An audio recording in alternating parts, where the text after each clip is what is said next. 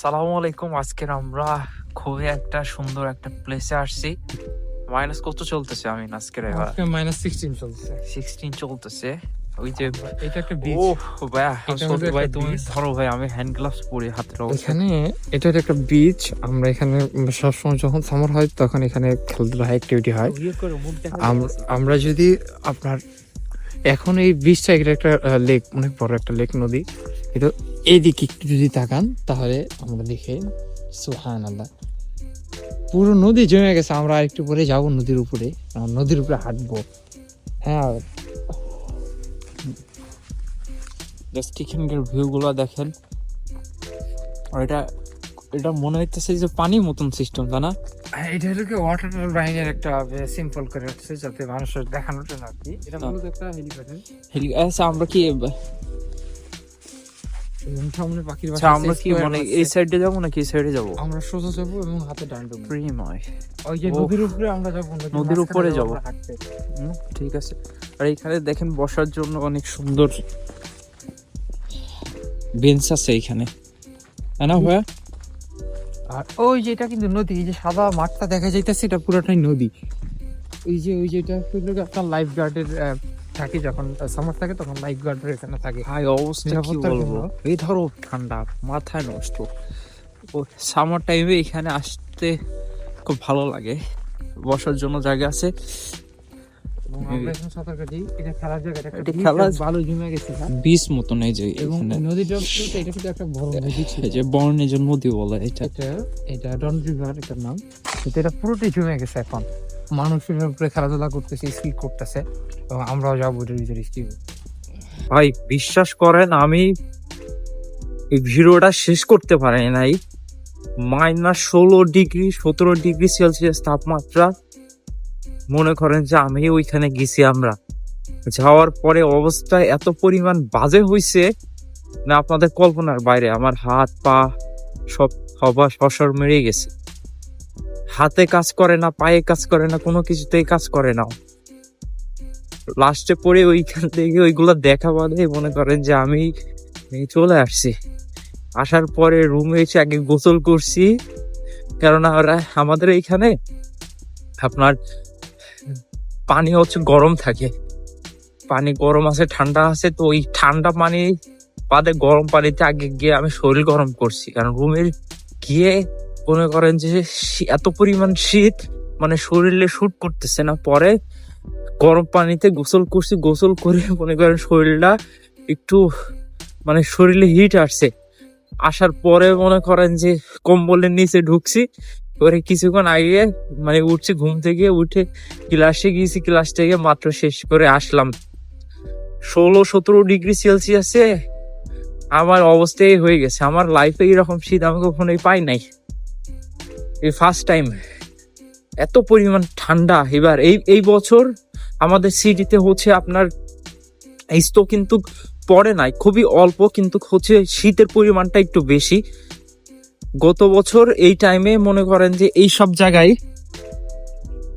জায়গায় মনে করেন বরফে হাঁটা যাইতো না সব জায়গায়, কিন্তু এই বছর স্নো খুবই কম পরিমাণ পড়ছে, কিন্তু ঠান্ডার পরিমাণটা একটু বেশি হয়ে গেছে এবার। তাহলে চিন্তা করেন যে এই ঠান্ডায় মানুষ বাইরে কাজ করে কিভাবে, যারা ওয়ার্ক পারমিটে আসে তারা যে হচ্ছে বাইরে কাজ করে -30 ডিগ্রি, -35 ডিগ্রি, 25 ডিগ্রিতে, তো তারা কিভাবে কাজ করে? অনেকে তো হচ্ছে রাশিয়াতে ওয়ার্ক পারমিটে আসেন। তো ভাই আপনারা যে ওয়ার্ক পারমিটে আসেন, ভাই আসার পরে বাস্তবতা কিন্তু কতটা সহজ না, আপনাকে কিন্তু সার্ভাইভ করতে হবে। ঠিক আছে, আপনার সার্ভাইভ না করতে পারলে কিন্তু আপনি স্যালারি পাবেন না, আপনার কাজ করা লাগবে। তাই চিন্তা করেন যে আমরা এখানে থাকি, আমাদের অবস্থা এই হয়ে গেছে। আর যারা নতুন অবস্থায় রাশিয়াতে আসার পরে যদি এই ঠান্ডার যদি সহ্য না করতে পারে, তাদের অবস্থা কি হবে? আমি কানে মোড়া দিয়েছি যে হচ্ছে আমি আর বাইরে যাব না, এই ঠান্ডায় বাইরে যাবো না, শীত না কমলে মানে রুম থেকে বের হবে না, এরকম একটা অবস্থা। এখানে গিয়ে কান্দার মতন অবস্থা হয়ে গেছে কালকের।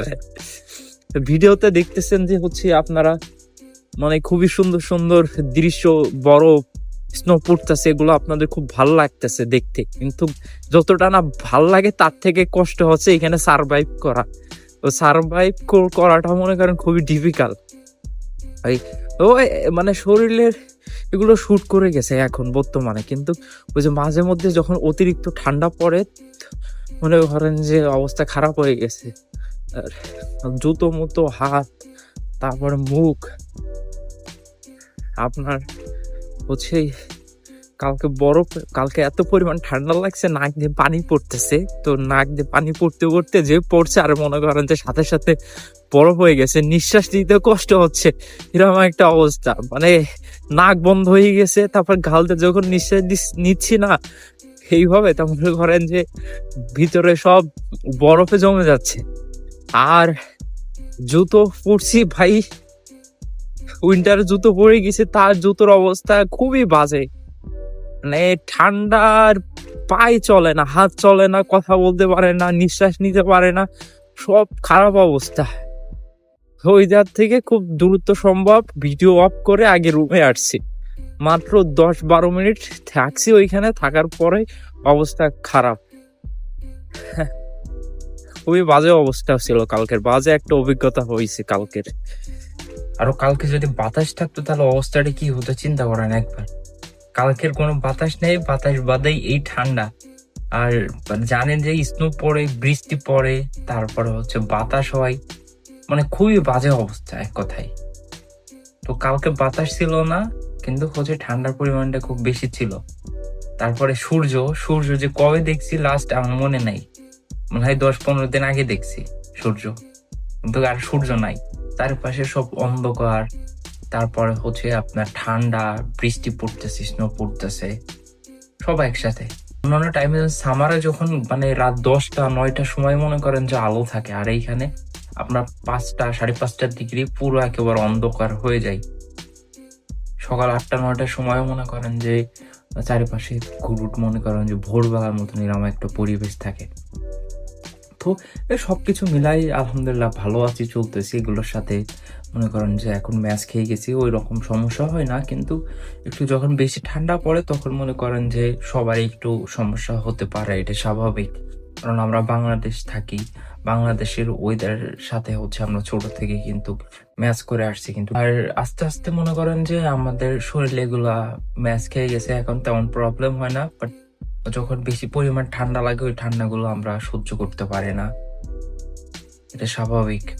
আর আপনার যারা আসবেন তারা এইসব চিন্তা ভাবনা করে আসবেন, যে পৃথিবীর যে কোনো কান্ট্রিতে আপনারা যান না কেন অবশ্যই কিন্তু আপনার এইসব সমস্যার সম্মুখীন হতে হবে। সবাই ভালো থাকবেন, সুস্থ থাকবেন, আল্লাহ হাফেজ। দেখা হবে আপনাদের মাঝে নতুন কোনো ভিডিও নিয়ে। আসসালামু আলাইকুম।